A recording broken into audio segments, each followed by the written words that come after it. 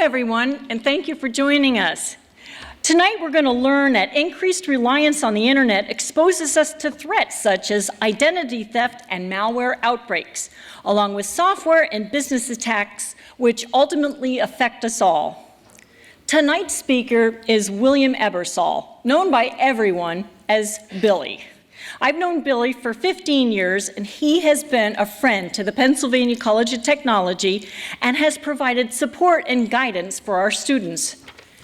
Billy has been a special agent along with the Federal Bureau of Investigation for over 21 years. He served in the Newark and Philadelphia field offices and has completed multiple overseas assignments.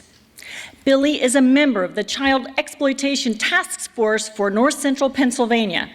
He is also our local InfraGard coordinator, which is an FBI alliance with academia and private industry, designed to promote cybersecurity awareness. Billy is a licensed attorney and CPA, a certified fraud examiner, and is now teaching at Penn College as an adjunct instructor in accounting department. Billy frequently presents on behalf of the FBI on topics such as active shooter, weapons of mass destruction, and cybersecurity. Tonight's presentation will raise awareness of the need to maintain sound cybersecurity practices at home and at work. Let's welcome Billy.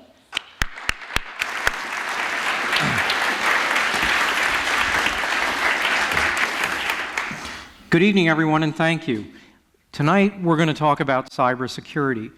And it's an important topic to me for a variety of reasons, not just because of my position with the FBI, but also because I had my records breached a couple years ago through a hack on the Office of Personnel Management. Now, before we get into the presentation proper, I'm required, because of my position, to make a couple disclaimers, one of which is tonight we're going to talk about my opinions, not the FBI's opinions or the U.S. government. And number two, tonight we're going to talk about a couple different hacks from different countries. And by no means do we mean to imply that one particular country, ethnic group, or religious group is responsible solely for criminal activity. It's something that affects us all, to include everyone here in the United States. Now we're going to talk about why cybersecurity is important. We're going to talk about the areas that we're vulnerable, and then we're going to talk about what we can do to protect ourselves. And as we'll see, it doesn't have to be a technical resolution. In fact, I'm not a technical person. We'll have a discussion about some behavior modifications called cyber hygiene, and that'll help us be safe in a computing environment. Now, as I said a couple minutes ago, my records were hacked. It was personally identifiable information that was compromised, PII. And Professor Bach had talked about that in her colloquia and how it's important. When we talk about PII, we talk about our name, our date of birth, our social security number, and other unique identifiers. And we use this information to file our taxes. We use it to get loans. We use it sometimes for healthcare treatment, and we use it for travel. And when that information gets compromised, it could potentially affect us in all of those arenas. So after my records were hacked, I thought, well, let me embark on some kind of journey to figure out what I can do to protect my records, and ultimately what I can do to help protect the community in my position with the Bureau. Now, those of you who are in the 50-something generation should remember that iconic early 1980s movie called War Games. And who could forget that digitized voice that came across the screen and said, "Shall we play a game?" Now, that's Hollywood's depiction from many years ago of a hacker. And within that depiction, we have a high school student who inadvertently triggers some events that might lead to global thermonuclear war between the US and Russia, and he did it with only a few keystrokes. And that's the representation of Hollywood, which is not accurate. As I began my journey, I found a very good book called Cybersecurity and Cyber War, What Everyone Needs to Know, and it's by P.W. Singer and Alan Friedman, and that's going to bring up some very important points in our discussion tonight. The most salient point that Singer and Friedman brought up for me was that safe computing is more about a behavioral change than implementation of new and sophisticated technology. So before we get into the presentation, we have to kind of define a couple of items that we think are important. And the first one is the Internet of Things, and that is the term that applies to the billions of consumer devices that are hooked up to the Internet. For example, a security camera in your home is hooked up to your smartphone, or perhaps your refrigerator has a camera inside it, and while you're shopping, you could check on your smartphone to see what kind of groceries you need and what kind of groceries you don't have in your refrigerator. These consumer devices are built with efficiency in mind. They're not built with safety and security in mind. The more devices that we have hooked up to the Internet, the more cybersecurity incidents were going to happen. When you connect to the Internet, we refer to that as an attack surface. And everywhere that you have an attack surface is somewhere a hacker can penetrate. And so we want to talk about minimizing our attack surfaces out there. Now, the Internet of Things has done an awful lot of good, and I don't mean to cast aspersions on it. It's done a tremendous amount of good in the area of medical technology, and it helps our physicians and other medical professionals take care of us from a distance.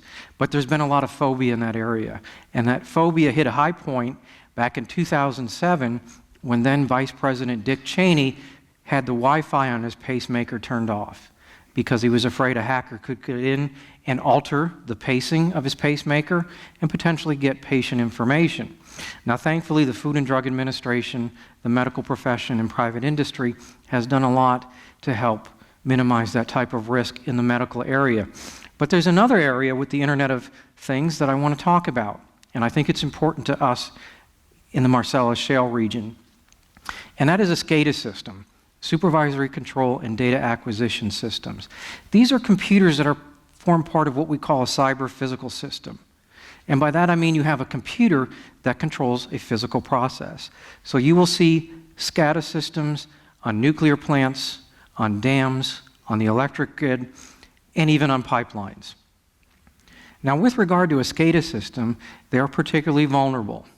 One of the reasons is many folks who implement them in private industry don't change the default passwords that they get from the manufacturer.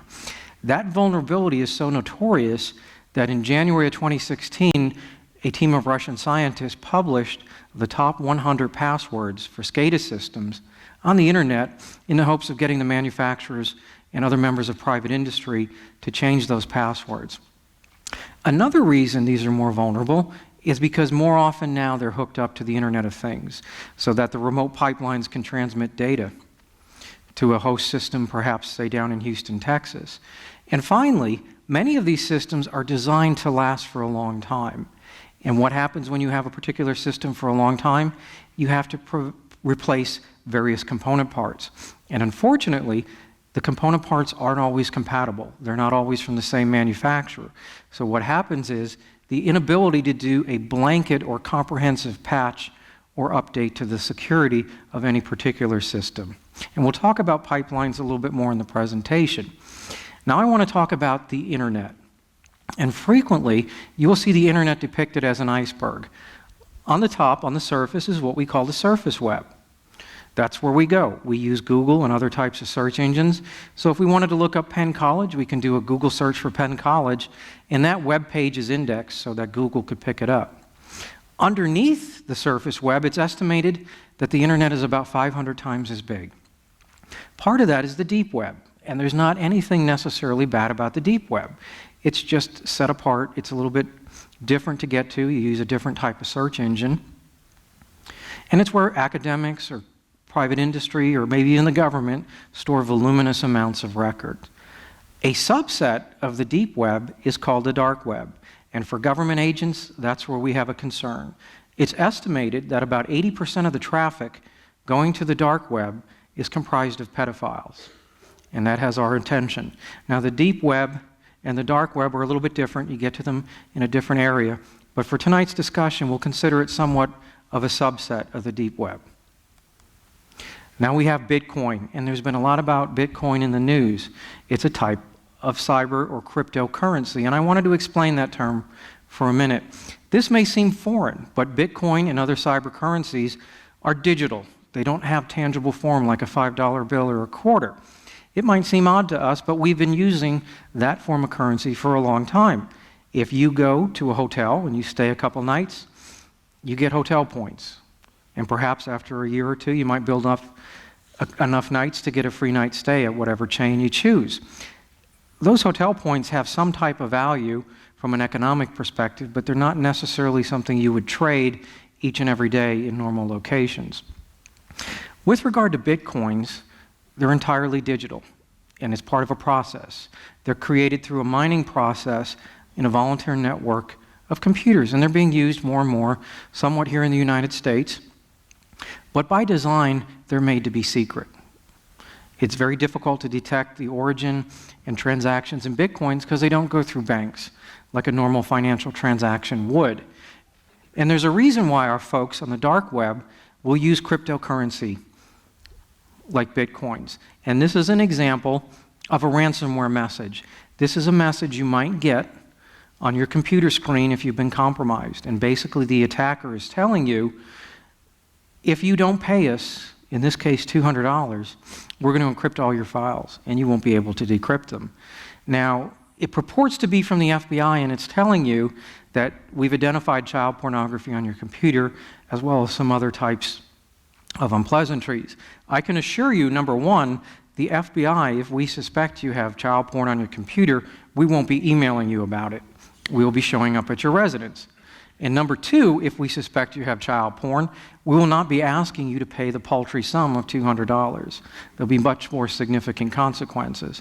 But this is a message you will see on your computer screen if you're hacked. And what the folks want to do many times is have you pay in Bitcoin because it's a little bit more difficult to track the finances when the payment's made in Bitcoin on the internet. Not only are computers susceptible to ransomware, but also smartphones and potentially smart TVs, which would be a very big tragedy in my household. Another thing we want to look at is what's called advanced persistent threat. Unlike what we saw in the movie War Games, an APT is going to be state-sponsored or state-acknowledged, state-supported, or it'll be part of a very sophisticated criminal ring. Advanced persistent threats are not your high school hackers. They are folks who are focused. They're not going into a system willy-nilly and trying to take all kinds of records. They're going in for a very precise reason, and we'll talk in a minute. I think a lot of that is financial in nature. They are persistent, which means they maintain their presence in your system for a long time. We have seen APTs last in a system for over 4 years. Their motivation, it could be the gathering of intelligence. Not just, say, military intelligence, but from our perspective, financial intelligence.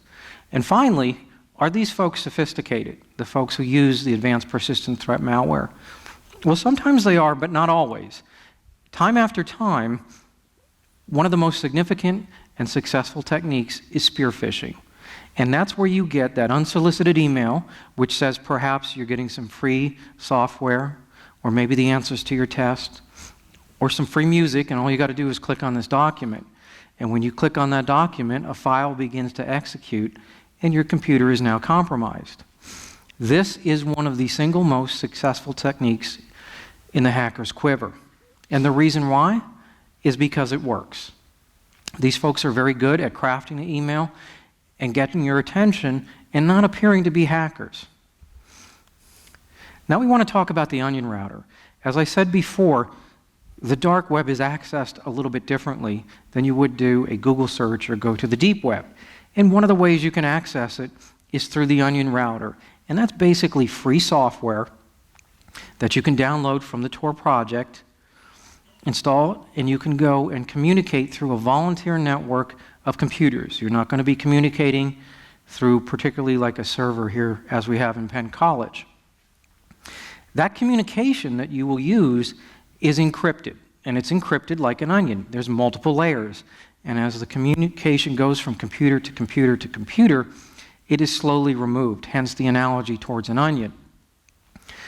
Now, Tor itself isn't all that bad. It was developed by the United States Navy, and it was given an award a couple years ago for outstanding free software because it facilitated the communication of over 20 million people who live in repressive countries and don't have access to the internet like we have here in the United States.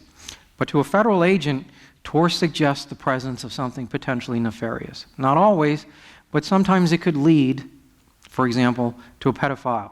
It could lead, for example, to a person who's buying drugs on the internet. And one of the famous cases, which was originally worked in this area, was called Silk Road.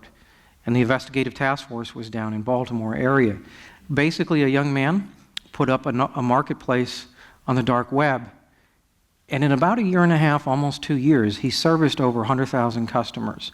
Folks went there to buy drugs and poisons, to get murder for hire. They bought prepackaged malware that they could use against someone. And after a period of time, the entire government at all levels came together and took down the Silk Road. Silk Road was accessed using the Tor browser. Now, when we talk about cybercrime, we look at the computer in one of two manners. Number one, the computer is the instrument of the attack, or number two, the computer is the victim of the attack. In recent memory, our most significant cybercrime case was Target. Over 100 million people had their personally identifiable information compromised. 40 million debits and credit cards were compromised. Some incredible litigation in a variety of venues. What most folks didn't realize is Target wasn't the initial point of compromise. There was an HVAC company here in Pennsylvania, and unfortunately an employee unwittingly opened up on a spear phishing email, and that released the virus. This HVAC company was providing climate control services for all the stores nationwide, and the attackers were able basically to get into the Target system through a back door. Now, Target went out and had Verizon, the phone company, do a study, and Verizon does an awful lot with data breach investigations. And Verizon found a number of issues, but two of which are important tonight because they come under the rubric of cyber hygiene. They found that Target was using weak or default passwords. And another issue they found was that Target wasn't updating their security software. And we're going to talk about the importance of that in a minute. But another researcher found that Target put an awful lot of information online to help the vendors with the best of intentions, but that the attackers were able to use that information and learn about Target's internal systems. When we had the colloquia, the good, the bad, the ugly, social media, one of the lessons that we learned was sometimes we put too much information online. So as we talk about cybersecurity and the need for passwords and patching, we also want to be very considerate as to how much information we put online, and remember that that stuff stays online forever. Now, when we talk about terrorism, we talk about the use or threatened use of force to advance some type of social, political, or religious agenda. Most folks, when they talk about terrorism, what comes to mind is some kind of violent action, an explosion, a shooting, a sniper, things along those lines. In Bruce Willis's movie Live Free or Die Hard, some of the opening scenes depicted a terrorist group that wanted to eliminate a particular victim, so they rigged the victim's computer to blow up once login credentials were entered, and ultimately the victim was killed.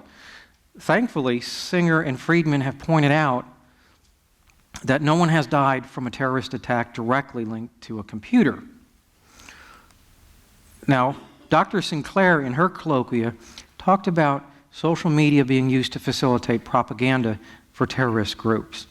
I want to talk tonight about facilitation and about planning as aspects of terrorism.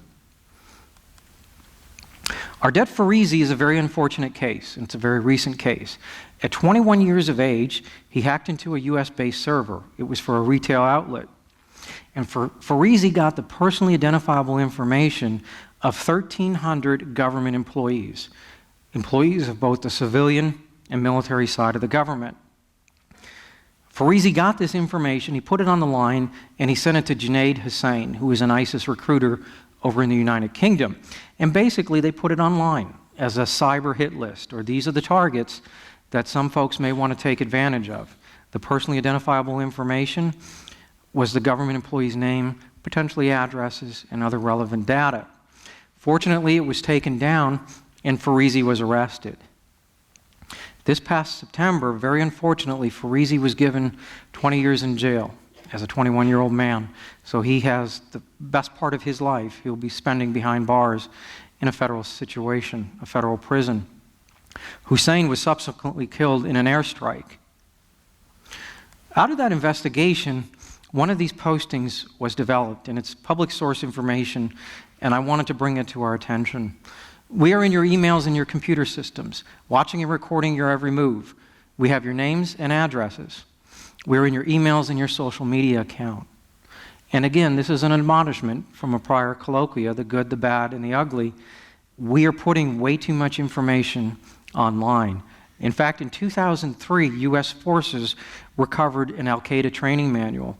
And within that training manual, there were indications to new adherents that 80% of what you will need to effectuate an attack, you can find lawfully online. You don't need to hack in to get it.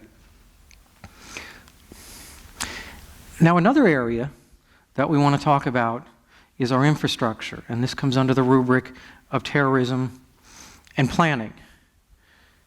Singer and Friedman noted that between 2011 and 2013, there was a 1,700% increase in the scanning of the computer systems associated with our critical infrastructure, like pipelines and the water companies and the electrical grid. And the scanning is nothing more than a digital attempt to identify vulnerabilities in someone else's system.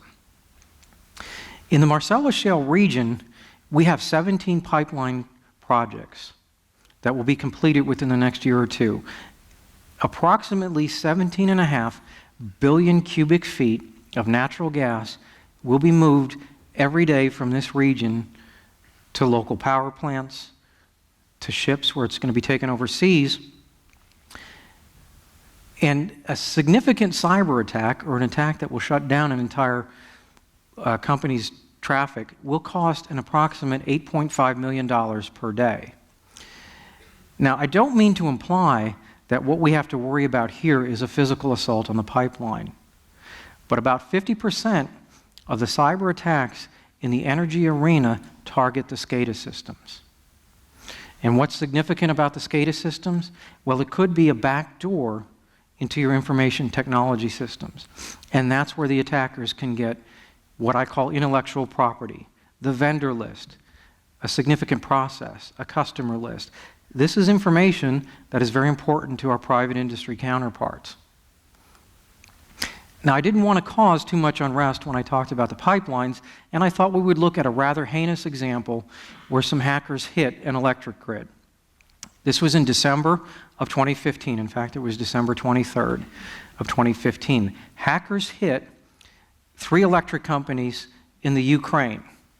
The results of the hack affected 225,000 people spread out over about 24 substations. So basically over 200,000 people were without power for a couple days. What made this attack even more heinous was the attackers followed up with a second cyber attack. And what they did was a distributed denial of service attack on the electric company's phone system. So what that meant is they had a network of computers sending meaningless data to the phones for all the electric companies involved. So anytime you called after your power went out, you would get a busy signal. And that caused a lot of anxiety, but then again, after 2 or 3 days, it was up and running. And thankfully, our private industry counterparts prepare for this type of activity each and every day. Now, when we talk about cyber espionage, what we're talking about is using a computer to unlawfully gain the intellectual property of someone else. Now, we talked about Verizon, and Verizon did a study of the 2015 hacks, and they published this study in 2016. And what Verizon found was over 80% of the confirmed attacks in 2015 had some type of financial or economic espionage motive. And they also found out that about 83% of the hacks in 2015 could have been prevented by employing a patch which was readily available at the time of the hack. And about 60% of the attacks involved a default, a weak, or stolen password. Now, when we talk about hackers who are interested into the energy arena, what comes to mind is the Night Dragon malware, and this is just a graphic representation. But the Night Dragon was designed years ago to penetrate financial institutions and steal financial information. But the developers of Night Dragon realized it was like a Swiss Army knife. It had multiple uses. It could work in multiple arenas. The Night Dragon is a thief. The Night Dragon is not a destroyer. You deploy Night Dragon to develop information, not to shut down someone's computer, not to shut down their network, and not to deface their website. The Night Dragon is credited with stealing billions of dollars in intellectual property from the Defense Department, the defense industry, IT industry, and also the energy industry. Now, we've talked about some of the threats, whether it's a crime, a terrorist group, or a spy. And in particular, I think the areas we want to be concerned about are protecting our infrastructure and also protecting our company's intellectual property, because they work hard and their efforts are certainly part of our national security fabric. I'm not a technical person, but there are ways we're going to talk about called cyber hygiene that will help us protect a wide variety of our resources from some of the threats we talked about tonight. Number one, passwords. We want to have strong passwords.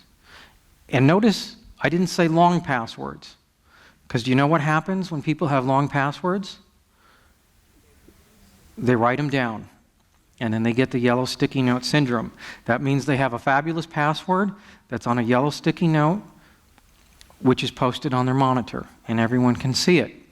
So you want to avoid the long passwords, but you want to have a strong password, which means you use uppercase, lowercase, maybe a number or two. And you also want to use a special sign, like a pound sign or a dollar sign. And you want to change your passwords frequently. The NSA recommends that we change passwords about every 90 days, and that we don't use the same password, say, in a 2-year period or a 3-year period of time. Now, another thing you want to do with your network is count your devices. So if you go home tonight and you have your own little network, and you know you have a laptop, an iPad, a wireless computer, you want to go in and check your network to make sure that you just have 3 devices and that you don't have a neighbor or someone driving by using your Wi-Fi. If you have an extra device, you have an extra attack surface. And really, this is an issue for the least common denominator. So whichever device has the least security, that's the device that'll get compromised. So you would hope that your network is secure, but maybe that person from the neighborhood who's invading your network doesn't have the same level of security as you do. And another thing you want to do is configure your devices. So when you buy that new router, you come home, you change the default password and make sure that you have a unique password, because these folks know the technology and they know the manufacturing passwords that are installed. You also want to limit what you put on the internet. As I said a couple times, and as was discussed in a prior colloquia, we want to make sure that what's out there is an accurate representation and cannot be used against us, and in particular, social media. Another thing we want to do is watch our children. I am convinced that anyone under the age of 18 should not be alone with a computational device. As Professor Bach said, I'm part of the Child Exploitation Task Force.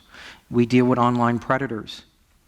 And these subjects are as savvy and as manipulative as any serial killer I've ever come across. They are master manipulators of circumstance and people, and we don't want our children exposed to that. Another thing we want to do is update and patch. And you see there a quick message on the screen that it's time to update your phone. That's a very frustrating message to get, especially when you're trying to dial, make a quick call, and get done with your business. There are a reason why software manufacturers do patching.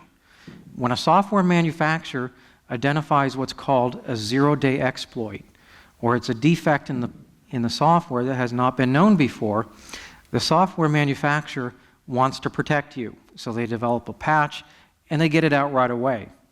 And the reason why they want it out right away is because the bad guys, the hackers, are looking for zero-day exploits, which they will take advantage of, or they will sell on the dark web to someone else to take advantage of.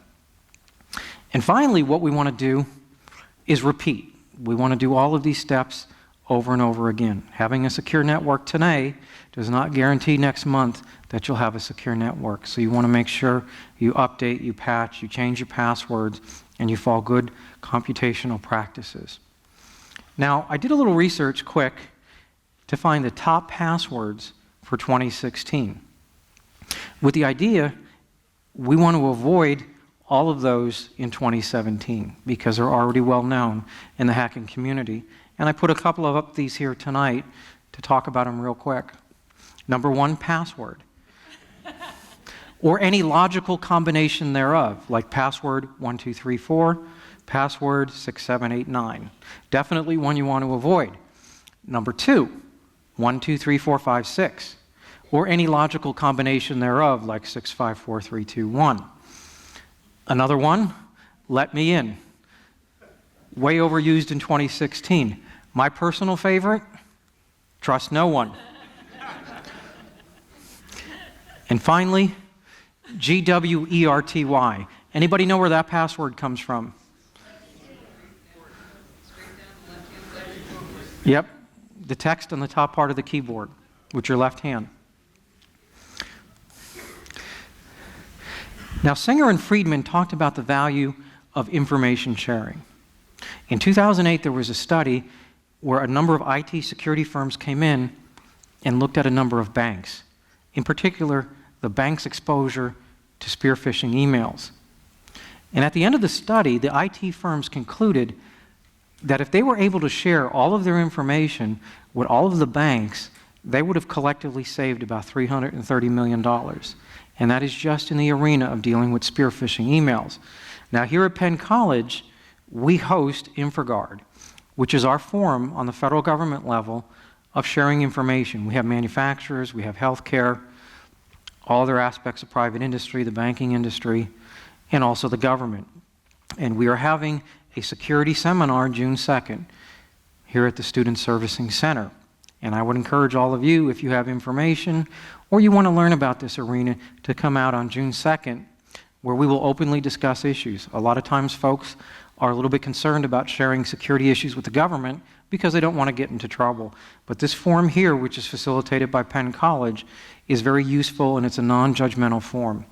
And it's also a great way to meet a potential new employer. Now, training is another thing that Friedman and Singer brought out. And I've been very lucky over the past several years not only to be part of the accounting department, but also to be part of the IT department on their advisory board. We have a wonderful information security assurance program, and our students are graduating, getting tremendous jobs. They're some of the best equipped in the arena, and that is something for this school to be very proud of. It is projected by the year 2020 that we will need 1.4 million students who are technically competent in the arena of cybersecurity. However, only about 400,000 of those graduates will meet that standard. And what does that say to me? Well, the rest of us, we need to engage in a little bit of cross-training. So whatever our major is, whatever our background is, whether we're in school or out of school, we need to learn some of the basics about cyber hygiene, protecting our passwords, updating our passwords, and making sure that we employ those patches. Now, as I transition into the next part of the presentation, I just wanted to let you know my references here are posted. They're part of the PowerPoint. It was a very interesting study for me to engage in. And if any of you, especially the students, want to follow this type of academic pursuit, certainly feel free to access these resources.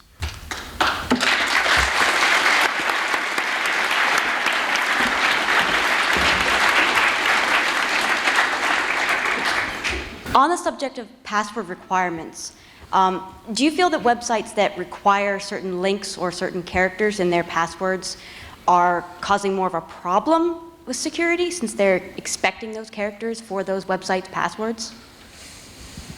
Well, that's kind of a broad question. We'd have to look at the individual websites, and don't forget, in my capacity, I can't say what's a good practice or not a good practice per se officially, but I think it's up to the individual website and how they implement that protocol. Can you speak specifically to cyber hygiene in light of the current precedents on leaks of domestic intelligence programs? Well, I don't know that both would be related. Cyber hygiene is going to prevent someone from accessing your information. When you're talking about that other area with leaks and all of that, that's a little bit far afield because you're talking about an intent. and that becomes a crime. And in addition to that, if there's something that's pending investigation or prosecution, I wouldn't be able to talk about it. But I see the cyber hygiene as something that we can all use to protect ourselves. When it comes to the leaks, that's another arena because you stepped over a criminal line there. You talked about like a joint effort to close down the Silk Road. Mm-hmm. And you also talked about like the protection of children over the internet, which I completely agree with. Current statistics show that like over 52% of men currently watch pornography. Why hasn't there been like a co-joint effort to at least take down like a percentage of pornography websites by the U.S. government? Well, the U.S. government would investigate acts of criminal nature, and pornography is not considered a crime in and of itself. The depiction of minors in bondage, being tortured, in sexually explicit positions, being raped, that is considered a crime in this country, and that's where our resources are directed. I have one over here. A pattern that I've noticed is a lot of people with social media are putting updates as to what they're doing every 3 to 5 minutes, it seems like. And generally speaking, I'm always trying to tell friends of mine that they need to stop doing that. Is there any advice that you have that I could offer them to try and convince them to stop giving so much information? With regard to social media, you have to remember, number one, it's out there and it's going to be out there forever, even if you think it's deleted. Number two, all of us will go on to apply for jobs. And more, not just in the government, but private industry, is looking into social media before they hire someone or before they promote someone to a key position. So you want to make sure that you present the most professional image of yourself on social media. I know Congress is looking to pass legislation for any federal agent who keeps a security clearance. Every 5 years, you have to turn over your social media login credentials, and our security squad will take a look at it to make sure that you've engaged in proper activity. So I would say, from an economic standpoint, you want to make sure you're a viable candidate for employment, because it's a tough market. Don't let something crazy on social media knock you out of the picture. Sidebar. In addition, you also want to take a close look at the privacy policies of that site and check through what you want released to the public. So that's something else you can do. And also, it's good you try to educate your friends, because that's another job we want you to do, is share this information to your friends and family. So there are children who have grown up their entire life being online. So it's just kind of accepted for them to do whatever. Do you think schools should have a more active role in telling them how much it will impact them later on in life? Yeah, I think schools should. And I can tell you, I had an eye-opener about a month ago with my son. We were talking to him about internet safety, and I think it was in the context of Minecrafting or something like that. And he told my wife, I'm not putting my date of birth in there, I'm changing it by a year and a month. And this is someone in elementary school. So I think our schools are realizing the importance of that and giving the kids some of the tools they need to stay safe. You have a question in the back? What would be your response to someone who says, I have nothing to hide, and therefore they don't use strong cyber hygiene? Well, that would be a mistake. And it's also job security for myself and Professor Bach. It's not what you want to hide, it's what you want to protect. So if they get a hold of your name, your date of birth, and your social security number, they're going to go out and take out credit cards in your name. They're going to take out student loans in your name. They're going to travel in your name. They may commit a crime in your name, and then the local police department issues an arrest warrant in your name. And if you get caught running through a traffic light or a stop sign, it will take someone like me a day or two to straighten out what should be in your name and what should be in the criminal's name. And that typically is a day or two while someone's in jail. So I would say, even if you don't think you have anything to lose, your credit score is invaluable. Protect it.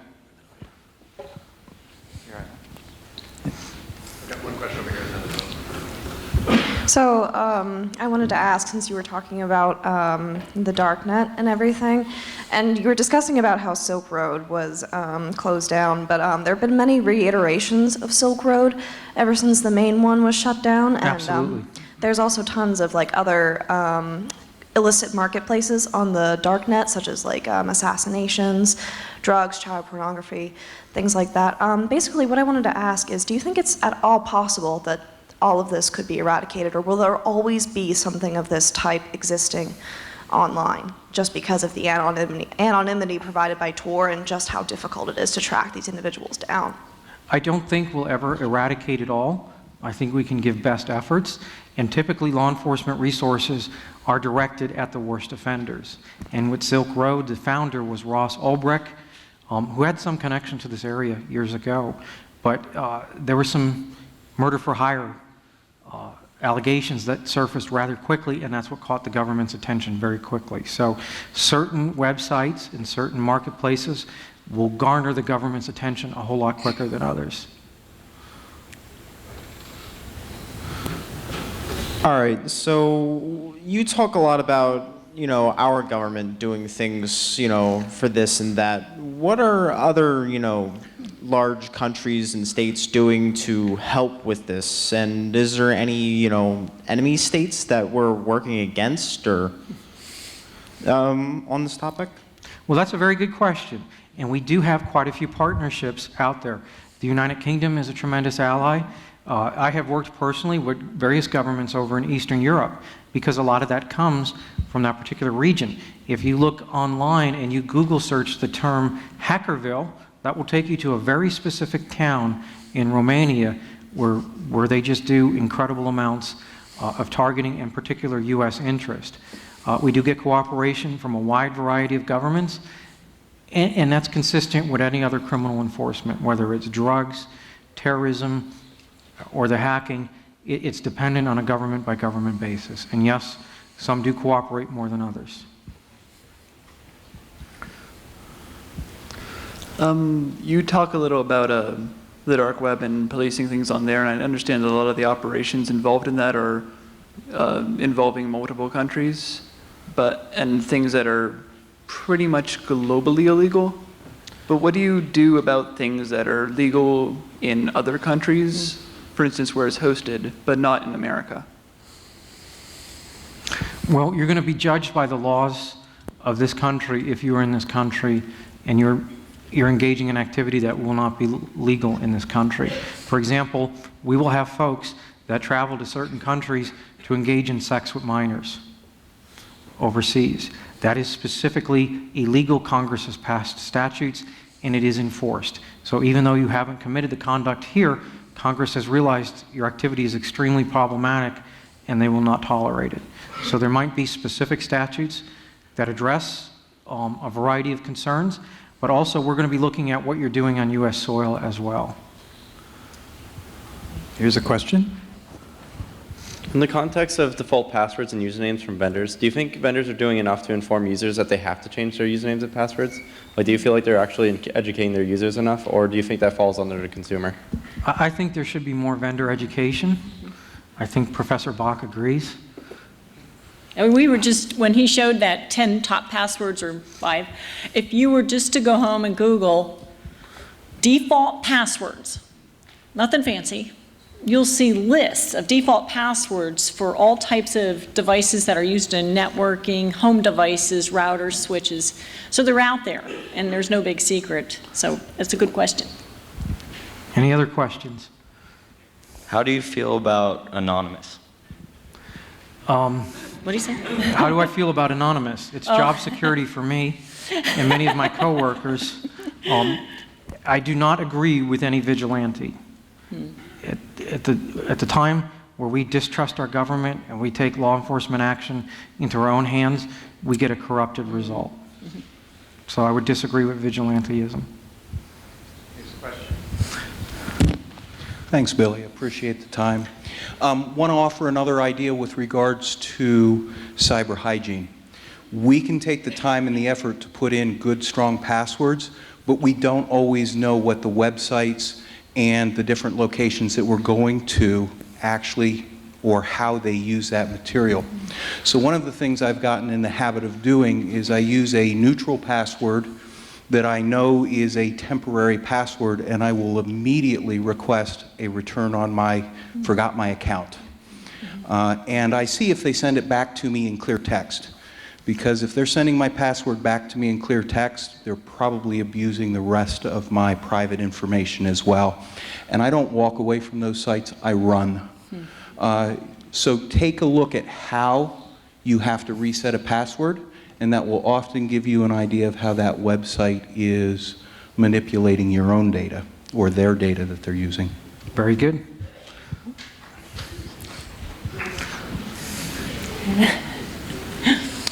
In terms of the OPM breach, I had my PII compromised as well. Have we seen it was supposed Chinese hack, have we seen them use any of the PII gathered in that breach? Thankfully, I have not seen it. There are some movements where they've allegedly arrested some. I'm not familiar with that aspect of the case, but when you compromise that volume of data, the next logical question becomes, how do you use it? How do you exploit it? Are you capable of exploiting it? So I think there might be some success with the exploitation, but the follow-up and the ability to use it in a logical manner might be hampered somewhat there. That's my own suspicion. They offer a little identity theft protection on the back end, Yep. still offered that I know Yep. of. So, but you should be vigilant too and check your credit scores and some other things that you can see in the background to see if things have changed. So I'm not sure if this is directly connected, but what are your thoughts on SJ Res 34? What was that? What are your thoughts on SJ Res 34? The bill signed today by Trump allowing ISPs they no longer need consent to sell consumer data or browsing history?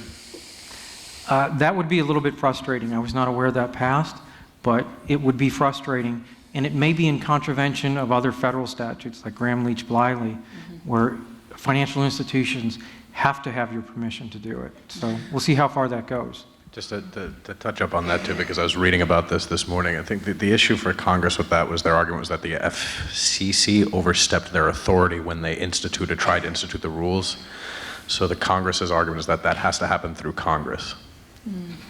Separation of powers argument. Yep. So it's great to have difficult passwords and numerous passwords, but there's so many websites out there nowadays, it's hard to remember those. So I've started using a password manager. Yes. What are your thoughts on that? Because while it uses a very strong password to access the manager, and they're stored supposedly securely, it does put all your eggs in one basket. It does seem like a very good idea. It's recommended by a wide variety of folks. It's something I may implement on my end as well. So, following up with Brad there, using a password locker, I've came into the use of, I have 1 or 2, 3 very secure passwords, and then I add in kind of an encrypted form of the website that I'm on. So for example, for Facebook, I might take out all the valves and use my secure password. Would you? Not anymore, but. Well, that wasn't what I use. I'm not that dumb. But that was just an example. Would you condone that type of password protection? That sounds pretty good, but one thing I'll tell you to watch is make sure you're not mixing. So if you have passwords for work, keep them separate for personal passwords, so that if you have a compromise at work, your personal info is not compromised. So just near the twain shall meet, keep them separate. Again, I'd like to give Billy a round of applause for a wonderful job.